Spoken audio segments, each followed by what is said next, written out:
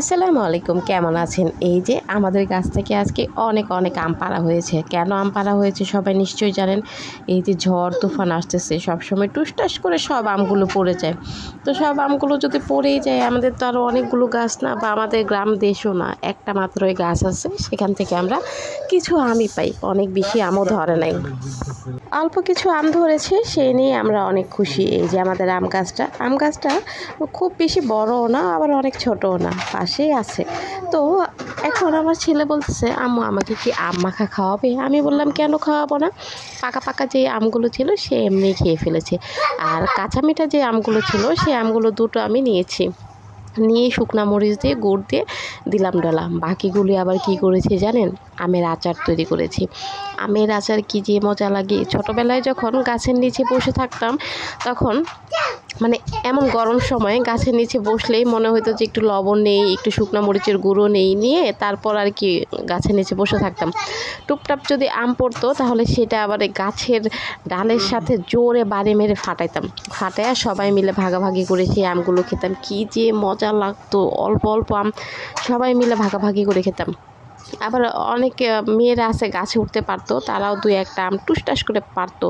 তো গ্রাম দেশে তো অনেক আম গাছ, দুই একটা আম পারলে কেউ কিছু মনে করে না, কেউ কিছু বলেও না, তো দুই একটা আম খাওয়াই যায়। তো আমার বান্ধবীরা অনেকেই গাছে উঠতে পারতো, তাদের গাছে ওঠার মানে দেখে আমারও মাঝে মাঝে মনে হতো আমিও গাছে উঠি। তো আমি একবার আম গাছে অর্ধেক উঠে বাকি অর্ধেক আর উঠতে পারতেছিলাম না, বলতেছিলাম আয় হায় এখন কি হবে। তখন আমার এমন অবস্থা হয়েছে, না আমি উপরে উঠতে পারতেছি, না আমি নিচে নামতে পারতেছি, কি করব? মানে সেই কথাটা যদি এখনও মনে পড়ে, আমার খুব ভয় লাগে যে আমি গাছে উঠতে গিয়েও উঠতে পারিনি। যাই হোক, তারপর আমার বড় ভাই আমাকে নামায় নিয়ে আসছিল, যে তুমি গাছে উঠতে পারো না, তাহলে গাছে ওঠার চেষ্টা করছিলে কেন? আমি বলছিলাম যে গাছে উঠে ওরা আম পাড়তেছে, আমিও ভাবলাম যে এক ডালে বসে আম পারি। তো অনেকগুলো আম একসাথে সবাই পেরে বসে ভাঙতো, বা কেউ যদি চাকু টাকু নিয়ে আসতো, কাটতো, কেটে তারপর সবাই লবণ টবণ দিয়ে যে মজা করে আম খাইতাম। সেই দিনের কথা মনে পড়লে এখনও মানে অন্যরকম একটা অনুভূতি কাজ করে। অনেকে এমন করেছে, এখনও অনেকে করে, কিন্তু এখন আর এমন করা হয় না। এখন আর গাছে তো ওঠা দূরের কথা, গাছের নিচে বসে আমও খাওয়া যাবে না। এখন আমি এক ছেলের মা, সেই জন্য। যাই হোক, আমগুলো মাখামাখি করার পরে আমরা টুপটাপ মুখে দিচ্ছি, সেই মজা হয়েছে। আজকে আবার কাসুন্দ দিই নেই, সবসময় কাসুন্দ দিয়েই করি, আজকে আর কাসুন্দ দেওয়া হয়নি।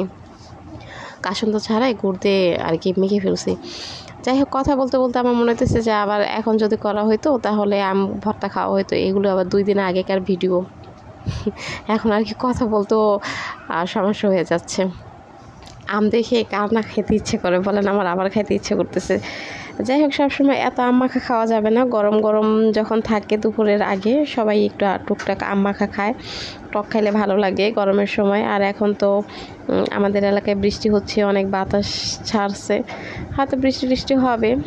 যাই হোক, সবাই মিলে আম ভর্তা খেয়ে মজাই করলাম। এখনও সেই দিনগুলির কথা মনে পড়লে খুব ভালো লাগে, মনে হয় যে গ্রামে গিয়ে আবার কিছুদিন থেকে আসি। কিন্তু এই গরমের মধ্যে গ্রামে যাওয়াটাও আমার কাছে বিরক্তর মনে হচ্ছে, যে অনেক গরম।